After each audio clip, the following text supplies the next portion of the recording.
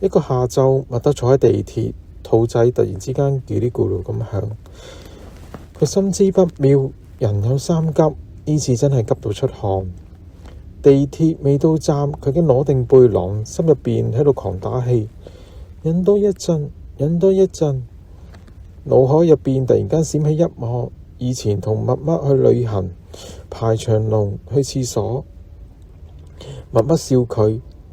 麥兜，你啲忍耐力淨係用喺呢啲位嘅咋，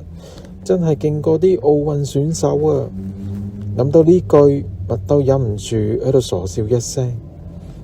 但係笑完之後個肚又喺度嘰哩咕嚕咁響，仲響過以前。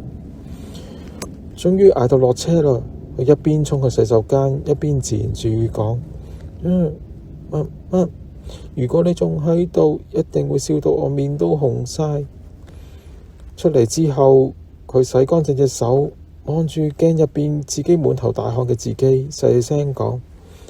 好在三急會過，但係掛住呢個急，點都唔會完嘅。